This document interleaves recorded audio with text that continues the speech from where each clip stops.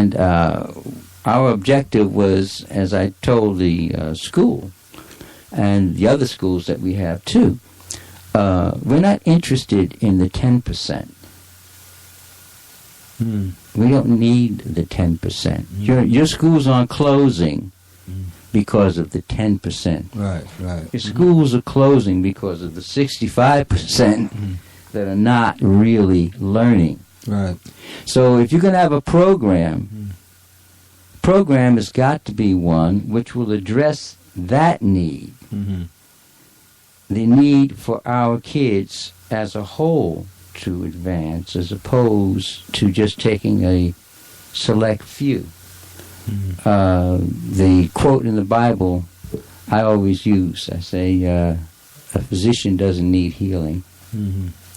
And so what we do really need is a program that will address these youngsters.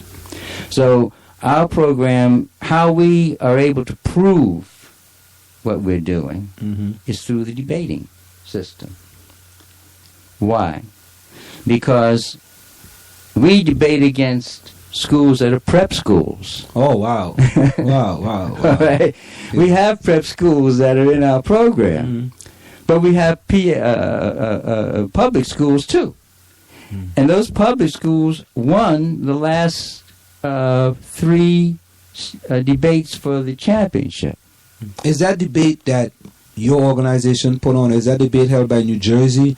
Because I know at Oratory Prep they have this debate team that's called a mock trial, where these kids go and they debate against other schools, and then they make it to the final, and then they become Union County championships, and then they go on to compete, overall in New Jersey. Is that something similar to that? It's similar to that. We're not part of the New Jersey board certified, but we are certified within the state of New York, and we are accredited. As a matter of fact, it's an elective in some of the schools. So this is a different type of program. But what happens is that we take the kids that are looked upon as reading challenged. So how do you get the kids? Do schools select those kids for you, or you? No. We don't do any selecting. We get the students that are there, and many of these students will be below average, and we put them into the program, and of course with the schools. Of course, we're working together with the school, and the school has to tell you that these are the kids we think could be part of the program. Now we have kids that volunteer for the program. Right. They come into the program because they've learned about it, and they want to involve themselves with it. So we don't have a bar set for the students that come in. We take them as they are, and from that situation, we begin to change the method of learning for them. So the books that we give them are not big, challenging-looking books. We used to do something with the kids. We take a whole bunch of books, and we spread them all out on the table, and then we put our book in, and they'd walk by and they'd look at the books, and then they'd pick up our book because it's not challenging. Right. Okay, the title isn't challenging. All right. None of those things that would make a youngster say, "Hey, this is not for me." All right. Matter of fact, it was the books really are mirroring their neighborhoods, their lives. The story in the book is one which they are able to identify with. So they can relate. Exactly. To what's in this book. They Yeah. can relate to what's in the book. You're listening to the South Orange Maplewood Online Radio Experience. For more, go to SoMore.org to participate in the discussion. Okay, go ahead. Continue. So what happens is that because they are already familiar with what we're doing, and that it mirrors their lives in many ways, we can then introduce to them a method of getting them to debate on certain subjects. Right. For instance, our books, they're like a primer. They will lead the kids into books like Dreams from My Father by Barack Obama. Right. They'll lead them into Is Cosby Right by Michael Eric Dyson. They'll lead them into the various types of books. They go from not reading any books to reading many books and researching many books. Their topics that they take on are not, pablum. They take on topics that are very, very, very interesting and challenging, such as Social Security, a Wall Street investment, or the topic Is Cosby Right, Right. or plutocracy or democracy. So if someone was to ask you, what is the success rate for the program? How do you Gauge success. judge We success for the program? What would you say to individuals? Well, we judge success by our being able to take the very kids that were deemed as incapable of learning and allow them to debate against kids such as in South Africa. One of the best schools in South Africa, Monument Park in the Cape, and 2 debates, our kids, the ones that they said were incapable of learning, they won. They took home what is called the World Leaders Trophy. Now that trophy, the Community Board 3 is drafting a resolution that we be able to take that trophy to the President of the United States, because that's what the trophy's about. When we were engaged with the South African consulate, we made an agreement in the meet and greet that whoever won would present that trophy to their leader. Oh, Okay, so that was the agreement. And so now, since they won the World Leaders Trophy, they Now, can and what present it school to was them. that won the Leaders Trophy? Was that the Newark school? No, or- the South Africa school he's talking about. No, Oh, the South African school didn't win. Our schools won.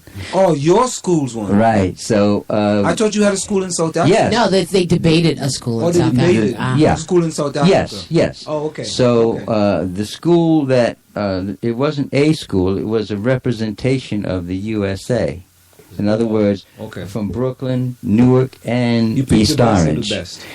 No, they defined themselves as the best by becoming gold medal winners. Okay. Okay, All right. so this team, which consisted of 12 altogether, we had East Orange, Cicely Tyson School of Yeah, that's a Performing good and school. Fine Arts. Yeah. Excellent. school. We had the Christ the King from Newark. Okay. We had Boys and Girls High School From Brooklyn. from Brooklyn. I went to Boys and Girls High School. I went to Boys and Girls Okay. on Fulton Street, Brooklyn. Mhm. Okay. all right. Bed-Stuy. We Do had or die. Brooklyn Collegiate. Okay. All right. Mhm. So those schools were the ones that represented Team USA. Did these kids work together before this point? I mean, did they have to rehearse together or think it out together, or Well, as a team, or? before this, they were competing against one another. Ah, But then once they were given this new title as a Team USA, they were under the coach Paisley from Boys and Girls High School, and Coach Washington from Cicely Tyson. They will co-coach the team. So those kids had to combine their resources, and how they did it, they would email, they would text, okay. you know, and they would go back and forth. And we were supposed to fly to South Africa, but the school boards told us no because of the Ebola crisis. Oh, okay. So I then turned to the State Department, and I went and spoke with the people in Washington, D.C., and they set up the ability for us to have the debate by Skype. A virtual debate. Exactly. Yeah. And so now the kids got the treat of being able to go to the State Department in New York, and they went to the State Department of New York, where they set them up in the Skype room. And they got an experience of a lifetime just to be able to go through the State Department and see the modern technology they had in terms of being able to, in an instant, have them talking to the kids in South Africa. And the State Department in South Africa allowed those kids to go there. And so this debate took place. And it was a very, very interesting debate. Now, when did this happen? This happened January the 2nd. This year. And then the second debate happened on February the 22nd. And the second debate was at Seton Hall University. That's where Anselm went to school also. Where was it held? In Jubilee Hall? Jubilee Hall, yes. Yeah, that's where most of the... Yeah. No, it was held at, not Jubilee Hall, it's Fahey Hall. Oh, Fahey Hall. Okay. Yes. And Dean Savada gave us his conference room, and we had the debate there, the second debate. So the first debate, the USA team won outright, and the second one they tied with the South Africans. Now, who's judging these debates? We had we have a unique judging system.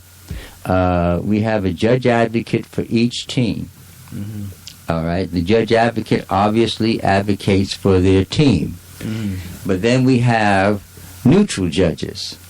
Now, the neutral judge in this case was Miss Hung. She's the second secretary of the UN for the Canadian group, and she was our neutral judge. So we ensured that there would be no hometown decisions by anybody, and so the South Africans were very good. What was the topic of that debate? Will there be world peace in the next 50 years? So the research was intensive for both sides, and do they know the questions ahead of time, or No. Yeah.